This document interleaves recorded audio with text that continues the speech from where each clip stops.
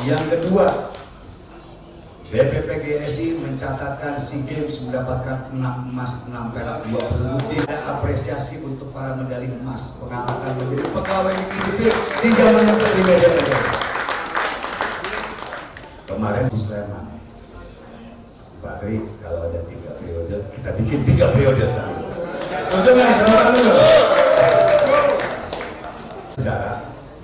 Saudara, di mana hasil dari SEA Games 2023 di Kamboja itu sangat mengejutkan. Komunikasi dengan Kemenpora, apa apresiasi akan diberikan kepada para atlet. Kita masih ingat mungkin ya teman-teman atlet, emas bagaimana nih Pak Gusti, bonusnya sekian, waduh berapa emas yang didapatkan, BPPGSI, dan Tuhan juga memberikan kenikmatan yang luar biasa. Kita mendapatkan apresiasi dari Kemenpora bahwa peraih medali emas diangkat menjadi pegawai. Dari 6 peraih medali emas, 1 kebetulan anggota Polri. Jadi anggota Polri. Assalamualaikum warahmatullahi wabarakatuh. Antara dia jadi Presiden PSS Sleman. Pernah pertama teman dia, dia 1 tahun di atas saya 85, kakak jadi 84. Cuma hobi jalan-jalan, nggak ada, kita percaya urusan keuangan. Jadi nggak suka dilem uang lah.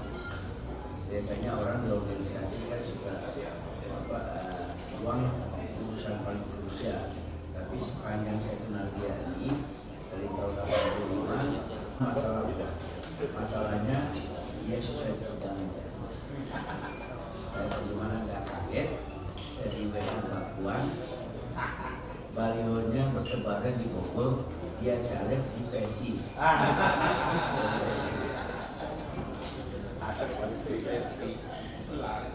Padahal bersama Mbak Puan. Jadi saya bilang sama dia, kalau kali politik gue nggak muncul, ada kontribusi lu. Karena di Republik PDIP menganggap gue nggak bisa pegang artis, paling nggak bisa dipegang soal yang satu itu. Saya nggak tahu dia apakah dapat bayaran besar sehingga mau menjadi caleg. Kalau nggak dapat, sebetulnya. Tapi ternyata saya terima kasih sama Pak Gusti. Selama saya bertempur urusan caleg, saya nggak pernah digangguin habis-habis. Biasanya tempo hari kalau sita ada 3 bulan sekali, 2 bulan sekali bilang Pak uang kas habis. Jadi kalau nggak pernah bilang uang kas habis, pikiran saya mungkin kawan-kawan harusnya disebutkan di sini. Dari Jawa Timur, PGRI Jawa Timur, atletnya hilangkan Pak Michael Taniwangi, mewakili Pemprov, sudah diatensi oleh Kapolda.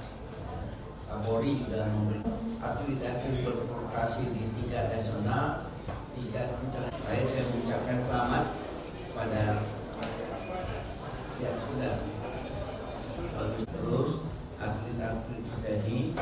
Mari kita bersinergi antara PP dan Pemprov, dan saya juga berharap Pemprov juga seperti PP nggak punya PST. Saya selalu bilang sampai dengan detik ini saya nggak punya atlet. Yang repot itu kalau pengurus punya atlet, dia punya kepentingan atlet dia ini harus terpilih terus, harus main terus.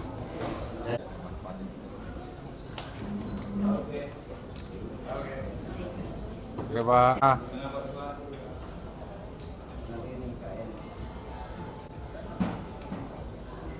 Baik, selanjutnya terima kasih.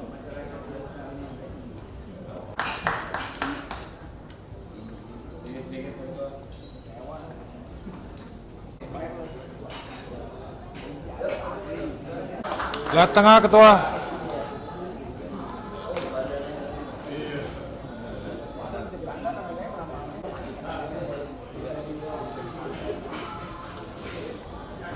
Baik, selanjutnya kepada Aliansa Baik, selanjutnya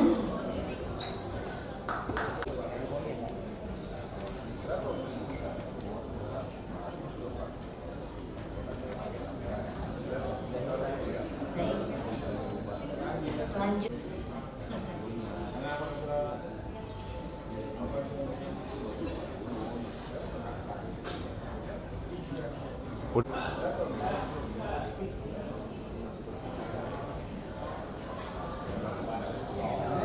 Oke. Ya, salam olahraga dulu lah. Salam olahraga.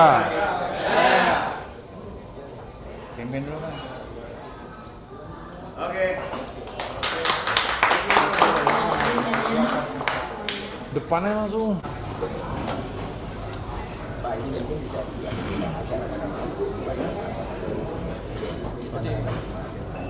Itu lu kelihatan Pertama kita Apaan? sudah tinggal klinik. lalu sudah dapat informasi dari Kemenpora bahwa dari 6 yang kita ajukan 5 orang diterima menjadi PNS di Polisi Masing-masing. 1 orang karena sudah menjadi anggota Polri dia tidak lagi sebagai PNS.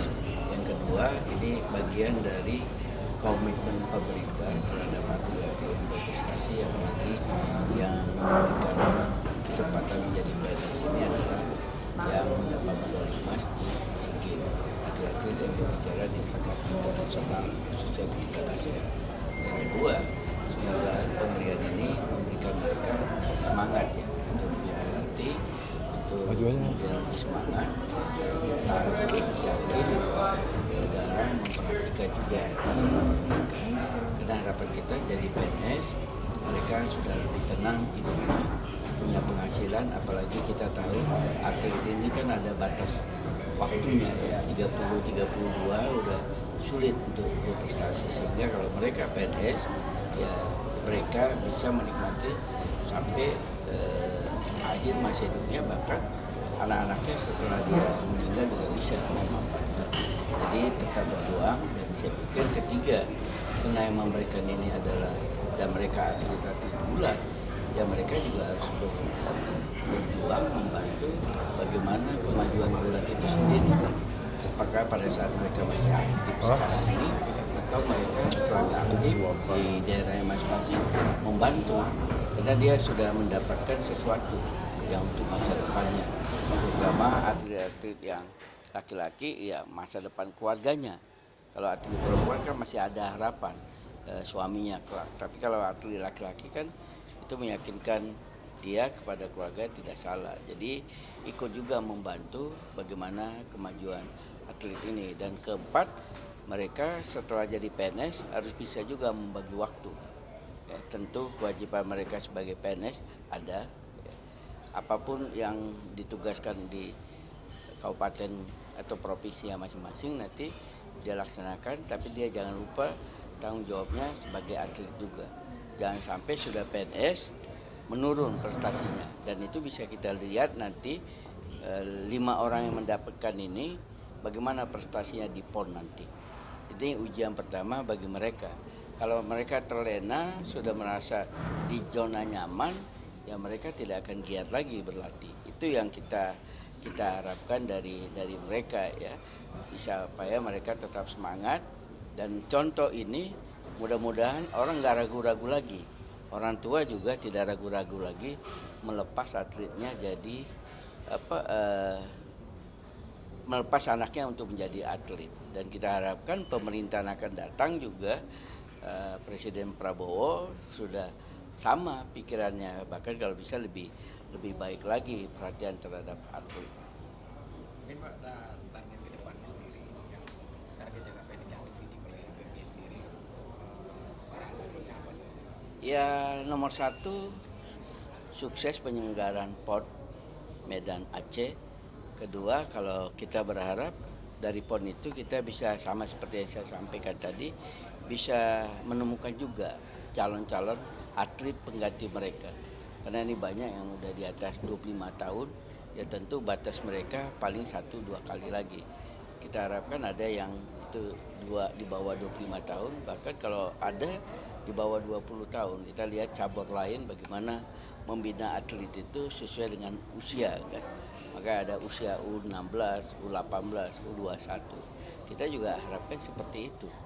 Dan ketiga, ya mereka masih bisa yang juara-juara itu berprestasi. Nanti kan ujiannya mudah-mudahan kami bisa juga memfasilitasi yang di Thailand. Terakhir di SEA Games. Nah, SEA Games di Phuket juga Thailand. Pak, ini kan SEA Games kan tinggal setahun lagi. Terus kemarin SEA Games di Kamboja juga termasuk sukses lah PKS nanti Enam. 6. Jadi kurangin. Masih ya. Nah, ini kan menjadi kebiasaan menjadi targetnya menjadi beban tersendiri lah untuk bisa lebih baik gitu. Nah, untuk program itu sendiri buat yang masuk ke dalam Makanya tadi kan waktu sambutan tadi saya sudah sampaikan supaya kami sendiri membentuk tim untuk memantau atlet yang bertarung di PON nanti. Ya kita tentu nomor 1 juara 1, 2, 3 emas, perak, perunggu. Tapi kedua yang kita lihat walaupun kan bisa aja dia bagus tapi ada faktor non teknis pada saat itu. Nah yang ketiga kita juga melihat faktor usia. Ya, karena apapun perlu di cabang apapun regenerasi. Nah faktor usia ini juga bagian dari perhatian kita. Saya pengen kepengurusan saya ini ada meninggalkan jejak, bisa melahirkan atlet-atlet yang masih bisa berkiprah 5-10 tahun akan datang. Itu jadi perhatian kita. Kalau seandainya dari pemantauan yang kami lakukan, tim kami lakukan, ya mudah-mudahan kita bisa mengirim uji coba yang di Thailand itu, yang bulan 12 itu kan, bulan November itu bisa kita lakukan. Dan kalau target kedepannya lagi SEA Games, kalau saya mudah-mudahan bisa mempertahankan itu dulu. Karena persaingannya cukup berat, terkecuali kami punya kemampuan untuk kelas di atas 120 itu saya sampaikan tadi, kita melakukan naturalisasi karena sulit mencari atlet Indonesia yang untuk kelas di atas 100-120 itu sulit menemukan atlet Indonesia. Nah itu yang saya sampaikan tadi, bisa saja kita meminta Pak Gustini cek dulu apakah ada di ini, kemudian menjajakan itu. Kalau 6 sampai 7 itu penglihatan kami waktu SEA Games Kamboja itu udah setengah mati itu susahnya. Dan kami juga tidak akan segan memberikan ganjaran bonus kalau itu mereka bisa juga mencapai itu. Pak Ketua, ini kan pembinaan gulat sudah merata, cuman di Indonesia Timur Ya nanti kita lihatlah PON ini ya, kita akan lihat PON ini dan kita juga sudah memintakan, kan seleksinya sudah ya, seleksinya sudah, tinggal mereka yang akan bertarung. Kita fokus melihat yang PON ini, di luar itu nanti kita lihat dulu bagaimana kita membina. Kalau saya tidak melihat soal dari mana Indonesia Timur, Indonesia Barat, tapi bagaimana potensi yang ada. Karena saya sendiri tidak pernah berpikir dari kampung halaman saya. Kenapa? Saya seperti saya bilang, saya juga nggak punya atlet. Yang repot itu kalau ketua umum cabang dia punya atlet. Dia pengen atletnya itu tampil. Makanya saya selalu bilang, saya nggak punya kepentingan, saya mau ngurusin gulat ini, kemudian saya nggak punya atlet.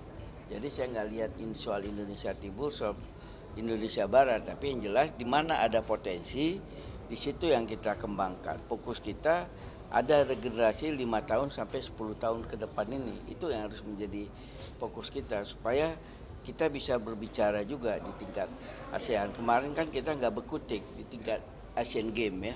Nah mampu nggak kita Asian Games nanti juga bisa ikut bertarung, sehingga pemerintah kita harapkan untuk SEA Games nanti kuota atlet gulat ini ditambah. Makanya saya sampaikan kita lihat nanti siapa menporanya, kemudian dari menpora akan datang ini bisa kita jajakin. Kalau Pak Okto dia udah tahu betul sebagai ketua umum KOI bagaimana kami membina gulat ini, karena kita juga intensif WA-WAan dengan Pak Okto. Pak, mungkin terkait wacana tadi naturalisasi Pak, apakah itu juga akan terrealisasi dan juga apa sudah melakukan scouting itu Pak yang udah di PGSI bukan PDI. Nah itu kita lihat nanti kan tadi saya sampaikan ini sebenarnya udah ide lama naturalisasi itu bukan ide baru tapi kan tidak pernah diseriusi. Nanti kami habis ini coba diskusi sama Pak Gusti dengan Ketua Bidang Prestasi sejauh mana kemungkinan itu apa bisa kita lakukan. Indonesia sudah pernah ada atlet putri naturalisasi ya dari Kaltim, Kalsel ya naturalisasi. Nah ini kita lihat masih mungkin nggak kita lakukan, terutama memang kelas-kelas di atas 100-120 kilo. Ya kelas-kelas atas. Dan kita sudah lihat juga negara-negara ASEAN yang lain dapat medali emasnya itu juga. Ini kita yakin juga nanti Thailand juga nanti di Bangkok yang kelas-kelas itu naturalisasi itu. Nah, nanti coba kita jajakin. Terakhir kan itu berapa kosnya? Kan ujungnya itu. Nah, nanti kita coba jajakin. Kita harapannya itu. Mudah-mudahan aja kepengurusan yang ada ini bisa melakukan. Karena sebenarnya bocoran-bocoran udah ada pada kita, ya. Dan penjajakan awal Pak Gusti ini juga sudah memulai sesungguhnya.